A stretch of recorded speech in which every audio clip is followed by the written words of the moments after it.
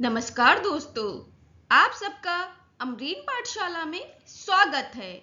आपकी अपनी हिंदी टीचर एक नई कहानी लेकर आई है जिसका नाम है ईदगाह। ईदगाह प्रेमचंद की बहुत चर्चित कहानी है। ये आप लोगों ने सुना ही होगा। ईदगाह कहानी में क्या क्या है, इसको जानने के लिए, असली मजा लेने के लिए वीडियो को अंत तक जरूर देखिए। इसमें आपको किस तरह से मन की स्थिति है, मनोवैज्ञानिक या हमारे मन की स्थिति, बुद्धि की स्थिति, इन सब के बारे में पता चलेगा। तो ये बच्चे के ऊपर कहानी है जिसका नाम है हामिद। यह कहानी हमारी unit 7 net JRF paper 2 Hindi के लिए बहुत महत्वपूर्ण है। इस कहानी में हम लेखक परिचय, पात्र, उद्देश्य एवं कहानी की संपूर्ण विषय वस्तु व्याख्या सहित पढ़ेंगे। इस कहानी में, ईदगाह कहानी में, हामिद नाम के एक 4 साल के अनाथ की कहानी है जो अपनी दादी अमीना के साथ रहता है। कहानी के नायक हामिद, कहानी का जो नायक है हामिद, उसके माता पिता की अभी जल्दी ही मृत्यु हो गई है। उनको खो दिया अपने माता पिता को, परंतु दादी उसे बताती हैं कि उसके माता पिता पैसे कमाने के लिए गए हैं। उसके पिता जो हैं पैसे कमाने के लिए बाहर गए और माँ अल्लाह पाक के यहाँ, अल्लाह के पास, गॉड के पास गई हैं और उसके लिए बहुत सारे खिलौने भी लाएंगी, उपहार भी लाएंगी। यह हामिद को आशा से भर देता है कि उसके पापा पैसे लेकर लौटेंगे और जो उसकी माँ है वो अल्लाह के यहाँ से उसके लिए से खिलौने लेकर आएगी। ये आशा भरा भाव हमेशा उसके भाव में रहता है। उसे उसकी इस मन को, इस दिल को छू जाता है और उसे अभी इतना छोटा बालक है जिसे नहीं पता चलता कि उसके माँ बाप की मृत्यु हो गई है। तो ये पूरी कहानी किस तरह से है, इसे अंत तक जरूर देखिए जो आपको दिल को छू जाएगी।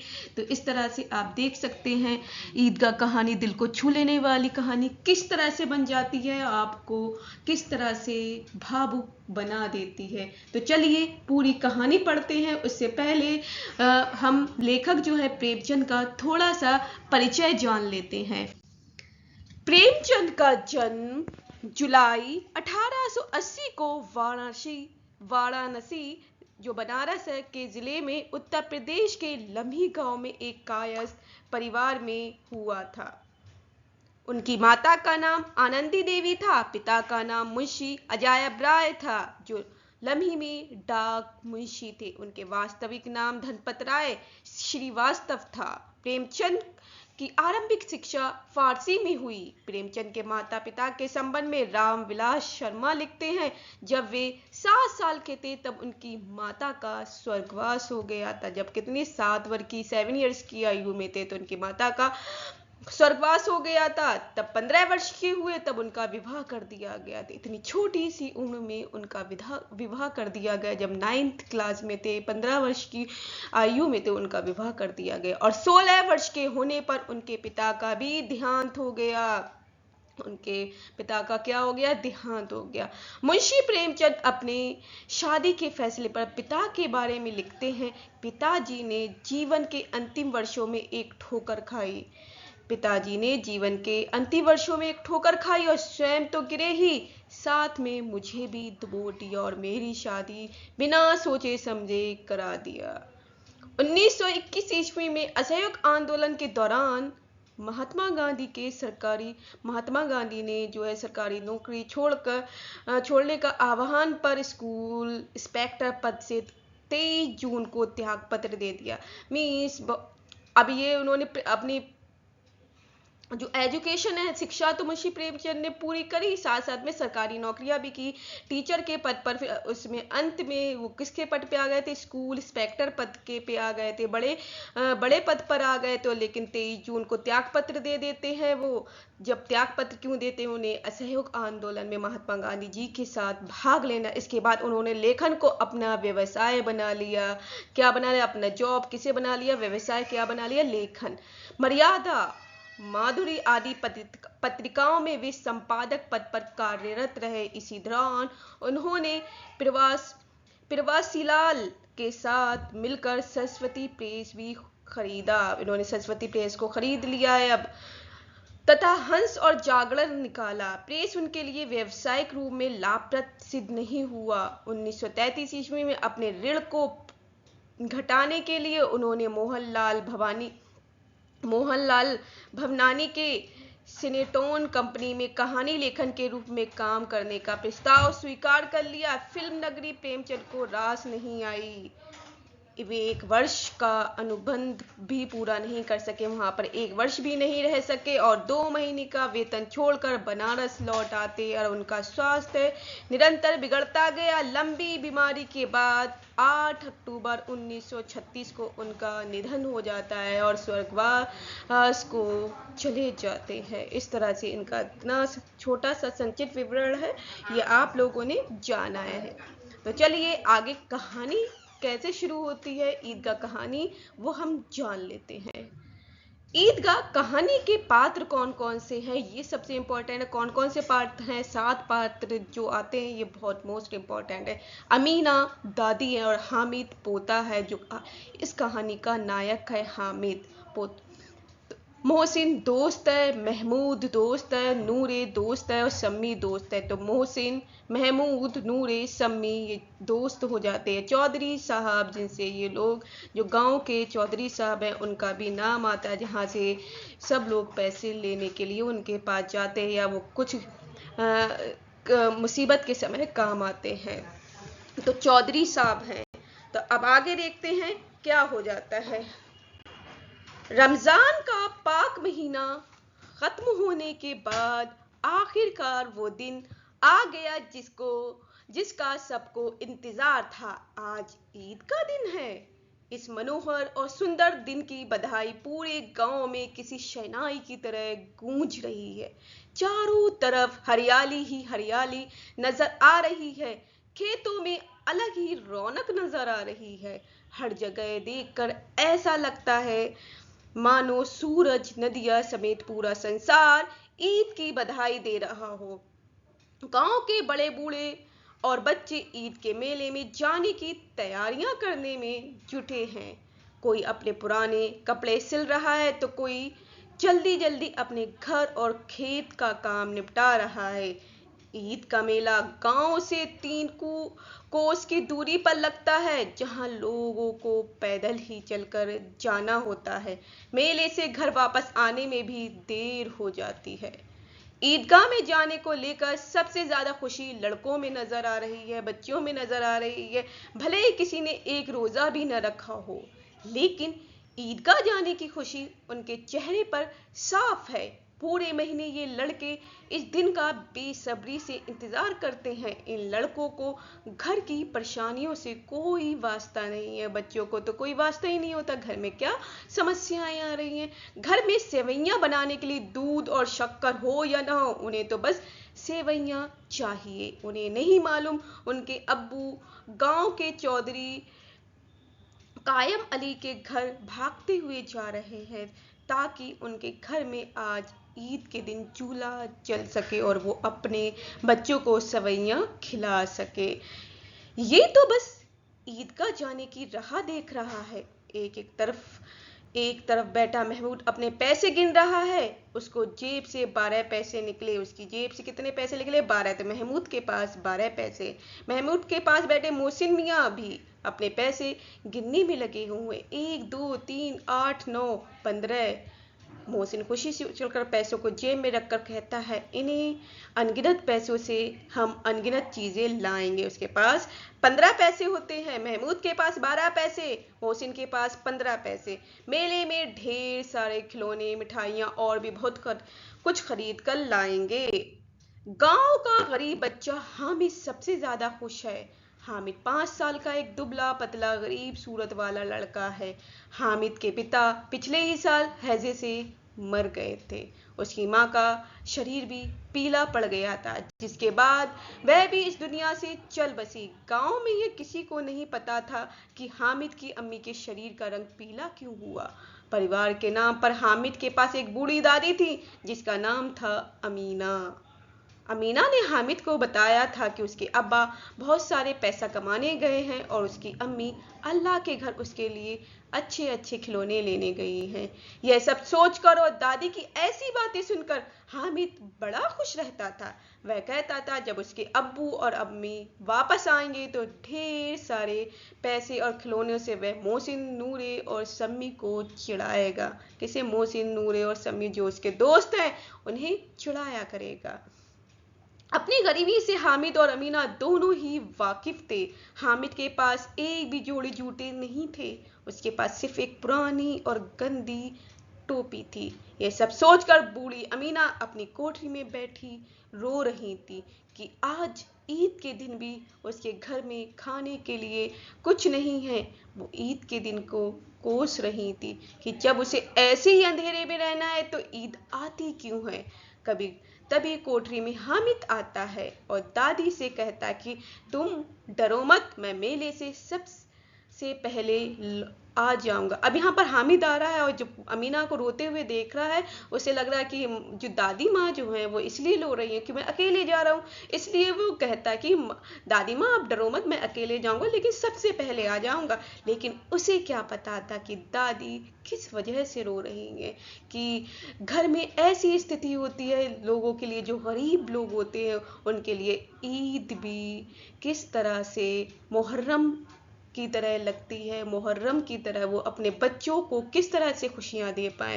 वो ईद भी उनकी मुहर्रम बन जाती है, गमगीन बन जाती है, दुख भरी बन जाती है। वो बच्चों को खुशी के लिए वो दूसरों के घर से जाकर कर्जा लाकर अपने बच्चों को थोड़ा बहुत खुश कर पाते कि वो घर में सिवैयाँ तो कम से कम बना सके। इसलिए वो गांव के कायम अली चौधरी के यहाँ भी जाते हैं लोग और वहाँ से कुछ पैसा लाकर अपने बच्चों की खुशी के लिए कम से कम सिवैयाँ तो बना सके इतना सामान ला देते हैं। अब देखते हैं इस कहानी में क्या होता है आगे। तो चलिए। बूढ़ी अमीना परेशान थी कि गांव के सभी बच्चे अपने खालिद के साथ मेले में जा रहे हैं, अपने माता पिता के साथ जा रहे हैं। वह हामिद को अकेले गांव से इतना दूर कैसे भेजे, कहीं वह मेले की भीड़ में खो गया तो वह क्या करेगी। उसके पास जूते भी नहीं है, 3 कोस कैसे चलेगा, पैरों में छाले पड़ जाएंगे। उसी दिन अमीना के गांव के फहीमन के कपड़े सिले थे। उसी दिन अमीना ने जो गांव की एक फहीमन नाम की लेडीज थी उनके कपड़े सिले थे। बदले में उसे 8 आने पैसे मिले थे, जिसमें से 3 आने उसने हामिद के मेले में घूमने और मिठाई खाने के लिए दिए थे और बाकी के 5 आने अपने पर्स में रख दिया था। अब यहाँ पर 8 आने मिले हैं उसे, तो उसमें से 5 आने वो रख लेती है और 3 आने दे देती है ताकि ईद के दिन वह अगर घर पर धोबन, नाइन और चौहाड़िन आए तो उन्हें सेवैयाँ खिला सके। मीन्स ईद के दिन जो धोबन आती है, नाइन आती है और चूड़ी हारिन आती है, चूड़ी पहनाने वाली नाइन मतलब बाल काटने वाली, धोबिन कपड़े धोने वाली जो होती है, तो उन्हें कम से कम ऐसे लोग जो हैं उन्हें सेवैयाँ तो खिला सके, इतना तो वो सामान इन पैसों से खरीद कर लाए। तो वह यही सब सोचती है। अब आगे देखते हैं क्या होता है। कुछ ही देर बाद गांव का एक दल सज धज कर मेले की तरफ निकल पड़ा। मेले के रास्ते में जाते हुए बड़ी बड़ी इमारतें, बगीचे, कॉलेज, क्लब सब दिखने लगे। बच्चों के बीच फुस फुस होने लगी कि क्लब की तरह तरह के खेल होते हैं, यहाँ बड़े बड़े आदमी और मैडम बैट से खेलती हैं। जो यहाँ पर बड़े बड़े आदमी हैं और मैडम हैं, बैट से खेलते हैं, बैडमिंटन खेलते हैं। वो ये बोलना चाहते हैं, उन्हें पता है। वो सारे लोग जो शहरी लोग जो होते हैं उनके बारे में बता रहे हैं। महमूद, अगर हमारी अम्मी बैट पकड़ ले तो अल्लाह कसम उनके हाथ कांपने लगेगी। यहाँ पर तो सारे लोग खेल रहे हैं, लेकिन अगर हमारी अम्मी ने पकड़ लिया तो अल्लाह कसम हाथ कांपने लगेंगे। मोहसिन, 100 किलो आटा एक बार पीस डालती हैं। मोहसिन कहता है कि 100 किलो आटा जो है एक बार पीस डालती है, रोज सैकड़ों घड़े पानी भरती है, इतना करने वाले के हाथ कैसे कांपेंगे। किसी अंग्रेज मैम को बोले एक घड़ा पानी भरने के लिए, तो उनकी आंखों के सामने अंधेरा छा जाएगा। तो यहाँ मोहसिन और जो है महमूद जो है आपस में बातें कर रहे हैं और बता रहे हैं कि जो लेडीज़ होती हैं वो किस तरह से, शहरी लेडीज़ होती हैं और ग्रामीण जो लेडीज़ होती हैं, औरतें जो होती हैं, वो किस तरह से काम करती हैं। तो वो सब चीज़ें बता रहे हैं। यहाँ पर वो फ़र्क बताया जा रहा है कि गांव की पानी तो भर लेंगी, लेकिन वो बैडमिंटन खेलने में उन्हें थोड़ा लगेगा कि किस तरह से खेलें। लेकिन वही औरतें आके वो अगर ये घड़ा पानी भरने के लिए बोल दिया जाए तो उनके आंखों के नीचे अंधेरा छा जाएगा। ये सारी बातें आपस में कर रहे हैं। आगे होता है महमूद कहता है, लेकिन हमारी अम्मा दौड़ या उछल कूद तो नहीं कर सकती हैं। मोहसिन, हाँ उछल कूद नहीं कर सकती, लेकिन गाय पकड़ने के लिए उनसे तेज तो मैं भी नहीं दौड़ सकता हूँ। मोहसिन कह रहा है कि उछल कूद नहीं कर सकती, लेकिन गाय अगर पकड़ने के लिए दौड़ा जाए तो उनसे तेज कोई भी नहीं दौड़ सकता। वो गाय को एकदम तेज दौड़कर पकड़ लेती है। आगे उन्हें हलवाइयों की दुकान मिली। मोहसिन ने के अब्बा ने बताया था कि रात को जिन आते हैं जो दुकानों पर बची हुई सारी मिठाइयाँ खरीद ले जाते और बदले में रुपए पैसे भी देते हैं। कहते रात के समय जो है शहरों में जो है दुकानों पर जिन आते, जिन्नी आते, जीनी जो होते हैं वो आते हैं और आकर मिठाइयाँ ले जाते हैं खरीद कर और पैसे भी देते। हामिद को मोहसिन की बात पर यकीन नहीं आया। उसने पूछा, जिनको रुपए कहाँ से मिलते होंगे? मोहसिन ने बताया, जिनके पास खुद के खजाने हैं उन्हें भला पैसे रुपयों की क्या कमी होगी। तभी हामिद ने फिर पूछा, क्या जिन बहुत बड़े होते हैं? मोहसिन कहता है, हाँ उनके सिर आसमान के जितना ऊंचा होता है, लेकिन अगर वो चाहे तो एक लोटे में भी घुसकर बैठ सकते हैं। वो अपने आप को छोटा बड़ा कर सकते हैं। वो लोटे में भी घुसकर बैठ सकते हैं और अपने आप को आसमान जितना बड़ा भी कर सकते हैं। ये मोहसिन बोल रहा है। अब आगे देखते हैं क्या होता है। हामिद, तो क्या जिन को खुश करने के लिए लोग कोई मंत्र फेंकते हैं? मुझे भी पता चले तो मैं भी एक जिन को खुश कर लूंगा। हामिद कह रहा है, क्या जिन को खुश करने के लिए, हैप्पी करने के लिए कोई मंत्र फूका जाता है? अगर कोई मंत्र हो, जो मंत्र है वो हमें भी बता दो, मैं भी खुश हो जिन को खुश करके अपने कब्जे में कर लूंगा, खुश कर लूंगा और जो भी मांगना चाहूंगा मांग लूंगा। तब मोहसिन बोलता है, मोहसिन कहता है, मुझे यह तो नहीं पता, लेकिन सुना है चौधरी के पास कई जिन हैं। उसके जिन तो चार चोरों और चोरी हुई चीजों को भी नाम बता देते हैं। चोरों का और चोरी हुई चीजों का भी नाम बता देते हैं। एक दिन जमराती का बछवा खो गया था। 3 दिन बाद भी जब नहीं मिला तो वे चौधरी के पास गए। चौधरी ने फटफटा दिया कि उसका बछवा मवेशी खाने में है। तो मतलब उसके पास जिन है। तभी पता चल गया ऐसे कि चौधरी जो है हमारे कायम अली, चौधरी का नाम क्या है? कायम अली। तो वो और सभी लोग मुसीबत के समय उनके पास जाते हैं। और जब उनका बछड़ा नहीं मिल रहा था, गाय के बच्चे को ये बछड़ा बोल रहे हैं, जो गाय का बच्चा जो होता है, तो उसे बछड़ा जो बोल रहे हैं। तो बछड़ा मवेशी खाने में है। जब मवेशी मतलब जानवरी, जहाँ पर जानवर पाले जाते हैं, जो मवेशी खाना जो होता है, जो जानवर को बेचे जाने वाला जगह जो होती है, वहाँ पर बताया गया। थोड़ा आगे चलने पर पुलिस लाइन पहुंच गए। जो पुलिस लाइन आती है वहां पहुंच जाते। एक बच्चे ने कहा, यहाँ सब पुलिस वाले रहते। पुलिस लाइन में कौन रहता है? पुलिस वाले रहते, जो रात रात भर घूमकर घरों में चोरियां होने से रोकते हैं। यह बात सुनकर मोहसिन बोला, गलत कह रहे हो तुम। शहर के सारे चोर डाक इन पुलिस वालों से मिले हुए होते हैं।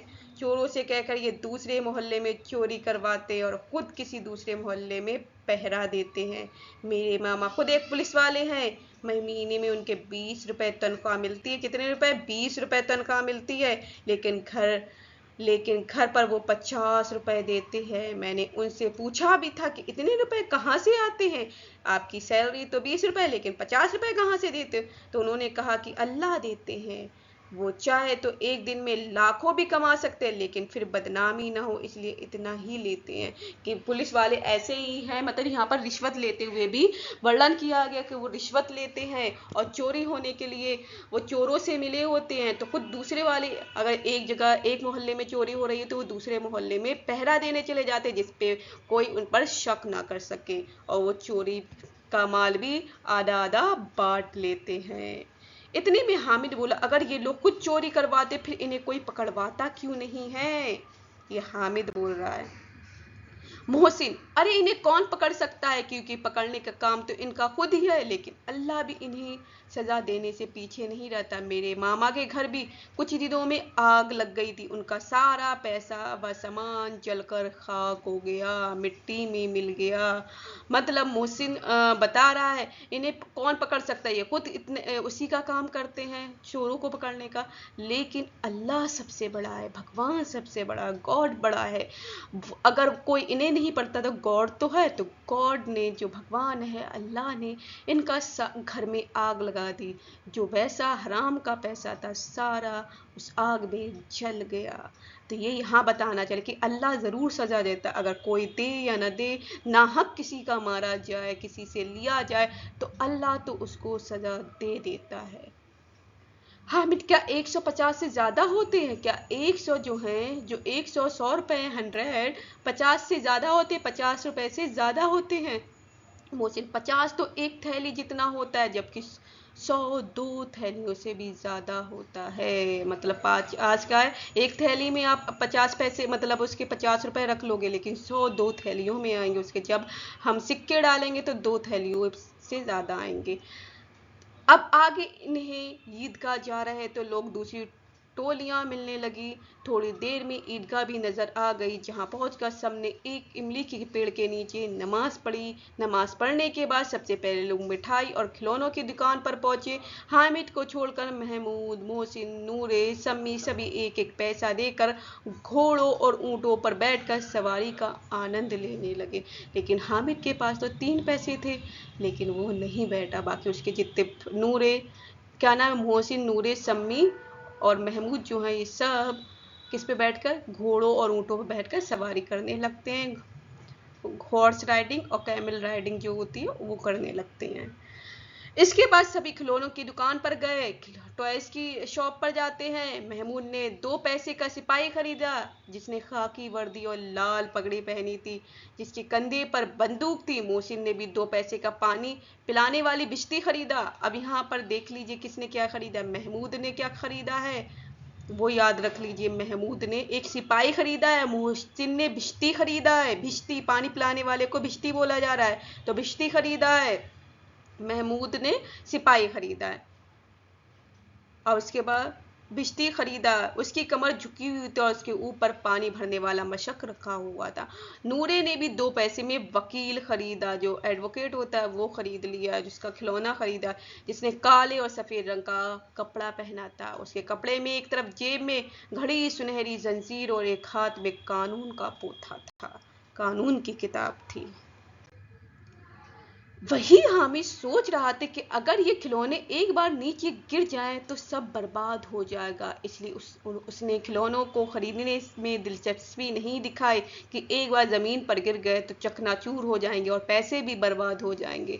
लेकिन मन ही मन वह उन खिलौनों को हाथ में लेने के लिए उत्सुक भी हो रहा था कि बच्चा है, बच्चे का मन तो टॉयज के लिए होता है, खिलौने, लेकिन उसके पास इतने पैसे नहीं कि वो इनको खरीद सके या उनसे अपने दोस्तों से मांग सके। तो इसलिए वो, उसका दिल तो हो रहा है, लेकिन वो यह भी अगले पल सोचता है तो एकदम बड़ा बनता हुआ कि ये जरा में टूट गए तो ये बर्बाद ही हो जाएंगे। चलिए आगे देखते हैं क्या होता है। मोहसिन मोहसिन जो है वो बोलता है, मेरा भिश्ती हर रोज पानी पिलाएगा मुझे। महमूद कहता है, मेरा सिपाही मेरे घर की पहरेदारी करेगा। नूरे, मेरा वकील हर दिन नया मुकदमा लड़ेगा। सम्मी, मेरी धोबिन हर रोज कपड़े धोगी। तो सम्मी ने धोबिन को खरीदा है। तो याद रखिए चारों ने क्या क्या खरीदे हैं, उन चीज़ों को याद रखिए। पूछते हैं क्वेश्चन में कि महमूद ने क्या खरीदा, मोहसिन ने क्या खरीदा, नूरे ने क्या खरीदा, सम्मी ने क्या खरीदा। तो मोहसिन ने भिश्ती, महमूद ने सिपाही, नूरे ने वकील, सम्मी ने धोबिन, ये सारी चीज़ें खड़ी हैं। आगे बढ़े तो मिठाइयाँ दिखी। यहाँ भी हामिद को छोड़कर हामिद ने नहीं खाई। किसी ने रेवड़ी खाई तो किसी ने गुलाब जामुन और किसी ने हलवा।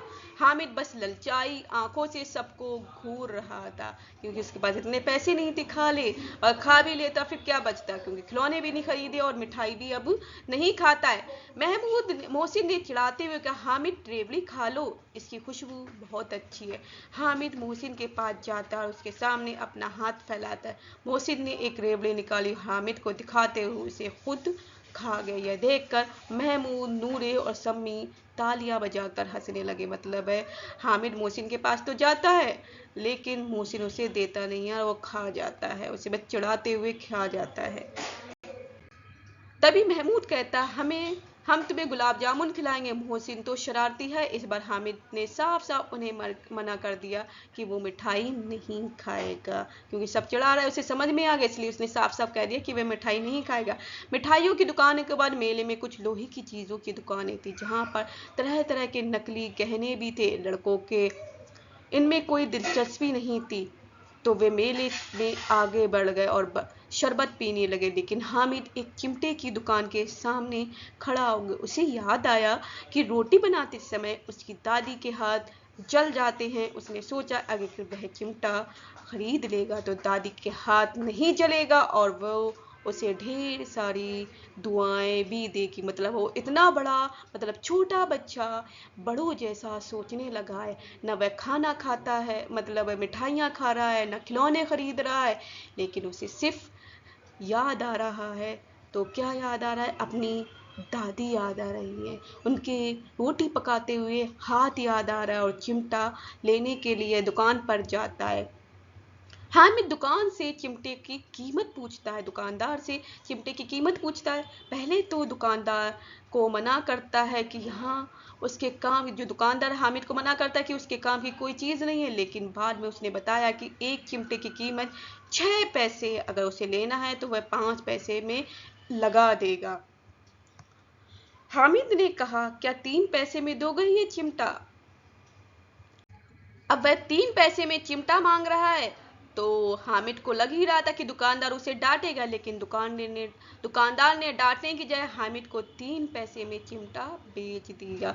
चिमटे को हामिद ने अपने कंधे पर किसी बंदूक जैसा रखा और अपने दोस्तों को दिखाने लगा। मोहसिन और महमूद ने हामिद के चिमटे का मजाक बनाते हुए कहा, क्या भला चिमटा भी कोई खेलने की चीज है? मतलब एक खिलौना थोड़ी है जो खरीद कर लाए हो, हमारे जैसे खिलौने नहीं हैं। हामिद ने जवाब दिया, हाँ मेरा चिमटा भी एक खिलौना है, कंधे पर रख लो तो यह बंदूक लगती है और हाथ में ले लो तो किसी फकीर का चिमटा लगता है। मैं इस चिमटे से मजीरे का काम भी कर सकता हूँ। अगर एक भी चिमटा तुम्हारे खिलौनों को लगा तो इनका ये दम निकाल जाएगा, इनका भी एक दम निकाल देगा। अगर चिमटा तुम्हारे खिलौनों पे पड़ गया तो चकनाचूर हो जाएंगे। सम्मी ने बजाने वाली खंजरी खरीदी थी। वह हामिद के चिमटे से काफी प्रभावित हुआ। उसने हामिद से अपनी खंजरी के बदले, अंजरी जो है खंजरी के बदले चिमटा बदलने के लिए कहा, लेकिन हामिद ने उसे मना कर दिया। हामिद के बहादुर चिमटे से उसके सभी दोस्त प्रभावित हुए, लेकिन अब किसी के पास पैसे नहीं बचे थे और वे मेले से दूर भी निकल आए थे कि सबने कुछ ना कुछ खरीद लिया था, खा पी लिया था, शरबत पी लिया था, सवारी कर ली थी। लेकिन हामिद ये सारी चीज़ें नहीं करता है और वो सिर्फ चिमटा खरीदता है और उसके दोस्त इस चिमटे से इतने प्रभावित होते हुए, लेकिन उनके पास पैसे नहीं बचते जो वो जाके चिमटा खरीद पाए। वो मेले से वापस घर आते समय बच्चों के दो दल बन गए थे। एक दल में मोहसिन, महमूद, सम्मी और नूरे, तो दूसरे दल में अकेला हामिद था। तो दूसरे दल में कौन था? पहले तो ये साथ में जाते एक दल में, लेकिन दूसरे दल में वहां आते हुए 2 दल बन गए, सिर्फ अकेले एक हामिद होते और एक दल में सारे ये फ्रेंड होते। इनके बीच अपने अपने खिलौनों को लेकर बहस होने लगी। तभी मोहसिन ने कहा, हामिद का चिमटा पानी नहीं भर सकता है। मोहसिन क्या कहता है? हामिद का चिमटा है जो पानी नहीं भर सकता, क्योंकि मेरी भिश्ती जो है पानी भर सकती है। यह सुनते ही हामिद ने अपने चिमटे को सीधा खड़ा किया और कहा, मेरा चिमटा भिश्ती को एक बार डांटे तो वह खुद दौड़ा हुआ उसके लिए पानी लाकर देगा। तो मतलब अपने चिमटे को वो बहुत ऊपर होकर बता रहा है। ऐसा एक एक करके जब सबके खिलौने हामिद के चिमटे से हार गए तो मोहसिन ने फिर से कहा, तुम्हारे चिमटे के मुंह पर रोज आग से जलेगा। कि मतलब है सब लोग हार रहे हैं, अपनी अपनी खिलौनों की तारीफ कर रहे हैं। तो यहाँ पर बोला जा रहा है कि हामिद से कौन कह रहा है ऐसा, ऐसे करके जब सबके खिलौने हामिद से के चिमटे से हार गए तो मोहसिन ने फिर कहा, मोहसिन ने अब उसे नीचा दिखाने के लिए, चिमटे को नीचा दिखाने के लिए कहता है कि तुम्हारा चिमटा जो है रोज मुंह के आग में जलेगा, आग के अंदर जाएगा। इस बात को सुनते ही हामिद ने कहा, आग में तो बहादुर ही कूदते हैं। तुम लोगों के खिलौने पूरे दिन घर में रहेंगे और मेरा बहादुर चिमटा हर दिन आग में कूदेगा। ऐसे ही उनकी बहस थोड़ी और भी आगे बढ़ी, लेकिन अंत में हामिद और उसका बहादुर चिमटा जीत गया। बाकियों ने भी सोचा कि उनके खिलौने कुछ दिनों में टूट जाएंगे, लेकिन हामिद का चिमटा सालों साल नया बना रहेगा। कुछ देर तक कुछ देर तक चली उनकी आपसी बहस के बाद आखिर सभी के बीच सुलह हो गई। सुलह के नाम पर सभी बच्चे एक एक करके हामिद का चिमटा अपने हाथों में पकड़ते और हामिद भी एक एक करके उनके खिलौनों को देखता। हामिद ने सारे खिलौने देखने के बाद कहा, मैं तुम लोगों को बस चिढ़ा रहा था, भला कोई चिमटा कैसे खिलौनों की बराबरी कर सकता है। ये खिलौने बड़े सुंदर है, ऐसा लगता है कि बस अभी अभी ये सारे बात करने लगेंगे। मतलब वो चिढ़ाते हुए कह रहा था, क्योंकि इसके पास खिलौने तो नहीं थे, लेकिन वो अपनी बातों से अपने चिमटे को भी बहादुर बना बैठा था, और इसी कारण वो इतनी बहस में जीत जाता है। इतना छोटा सा बालक अपने दोस्तों से जीतता है, और फिर अंत में वो दोस्त एक एक करके उसे खिलौने भी छूने के लिए देखने के लिए, और वो सब लोग चिमटा एक एक करके लेते। इस तरह से वो सारे खिलौनों को भी देख लेता है, हाथ में ले लेता है, और चिमटा भी उसके पास रह जाता है। हामिद की बात सुनकर मोहसिन का, लेकिन यह खिलौने देखने के बाद कोई हमें दुआ तो नहीं देगा। हामिद की बात सुनकर मोहसिन क्या कहता है कि मतलब हमारे खिलौने देखकर कोई घर वाले हमें दुआ नहीं देंगे, लेकिन तुम्हारी दादी तुम्हारा चिमटा देखकर तुम्हें दुआ जरूर देगी। इतने में महमूद मियाँ बोल पड़े, दुआ छोड़ो भाई, ये मिट्टी के खिलौने देखकर कहीं अम्मी जान हमें मारने न लगे कि पैसे तुम बर्बाद करके आए, मिट्टी के खिलौने खरीद कर लिए आए हो, और हमें पता चला पिटाई ही हो रही है। दुआ तो बहुत दूर की बात है। ये बात महमूद मियाँ बोल रहे हैं। अपने दोस्तों की बात सुनकर हामिद मन ही मन काफी खुश हो रहा था। उसे यकीन था कि उसका चिमटा देखकर उसकी दादी बहुत खुश होंगी और उसे दुआएं देंगी। थोड़ा आगे चलने पर महमूद को भूख लगी, तो उसने खाने के लिए अपने अब्बा से केले लिए। इस बार उसने हामिद को भी केला खाने के लिए दिया। ये केला हामिद को उसके चिमटे की वजह से मिला था। इससे पहले तो नहीं दिए थे, लेकिन इस बार केला मिल गया था। दिन के 11 बजते बजते मेले का पूरा दल गांव वापस आ गया। मोहसिन जैसे ही घर पहुंचा, उसकी छोटी बहन ने उसके हाथ से बिजली को छीन लिया। मोहसिन जैसे ही घर पर जाता है तो उसकी बहन ने बिजली को छीन लेती है। तभी उसकी बहन के हाथ से बिजली जमीन पर गिरा और उसके टुकड़े टुकड़े हो गए। इसके बाद दोनों भाई बहन खूब लड़े। भाई बहनों में आपस में लड़ाई होने लगी, क्योंकि तुमने मेरा बिजली क्यों तोड़ दिया। ऊपर से अम्मी जान ने भी दोनों को दो दो चांटे लगा दिए, दो दो थप्पड़ लगा दिए थे। दोनों की पिटाई हो जाती है।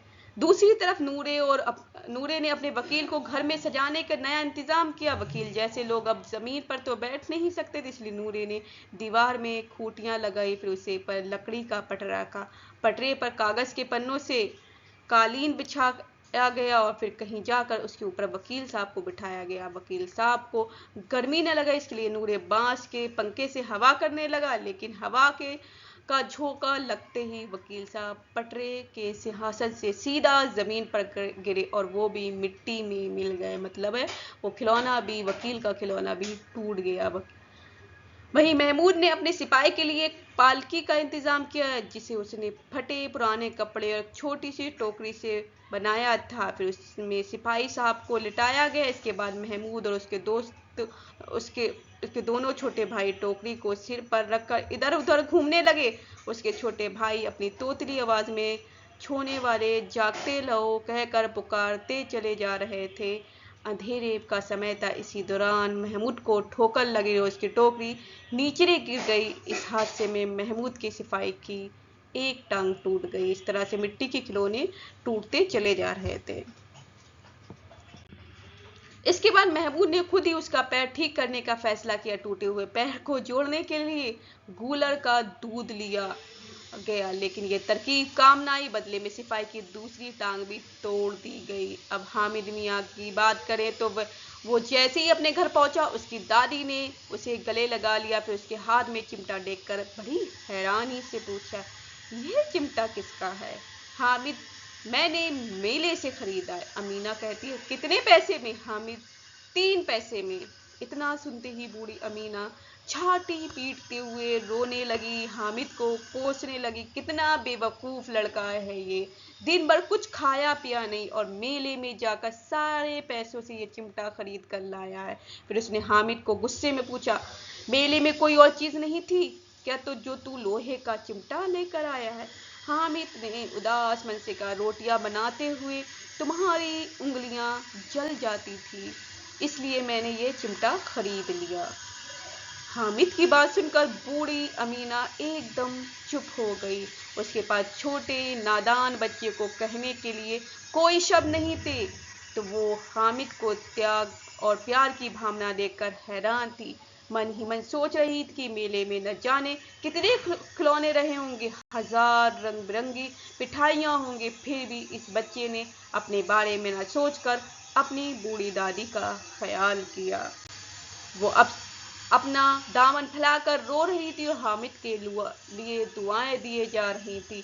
हामिद उस बूढ़ी दादी की आंखों से गिरते आंसुओं को देखा जा रहा था। इस तरह से हामिद जो है वो बड़ा बन जाता है और अमीना है वो एक छोटे बच्चे की तरह हो जाती है। तो इस तरह से किस तरह से यहाँ पर ये दोनों चीज़ों का बड़प्पन दिखाया गया। हामिद यहाँ पर बड़ा बनकर दादी के बारे में सोच रहा है और दादी छोटे बच्चे की तरह उसके सीने से लगी हुई रो रही है। तो कहानी से हमें यही सीख मिलती है, अपनी सारी इच्छाओं और लालसाओं को त्याग कर मन में दया और प्यार की भावना रखना ही हमें सबसे ज़्यादा धनवान, साहसी और बड़ा बनाता है, जिस तरह से हामिद को भी बना दिया गया था। तो बच्चों, आशा है आपको ये कहानी बहुत पसंद आई होगी और जिन बच्चों ने अभी तक हमारे चैनल को सब्सक्राइब नहीं किया तो सब्सक्राइब करेंगे और जिससे आपको अगली कहानी या अगली वीडियो आते ही आपको मिल सके। तो चलिए, जब तक अगली वीडियो में मिलेंगे तब तक के लिए धन्यवाद। Have a nice day. आप लोग खुश रहें, आबाद रहें। जय हिंद, जय भारत।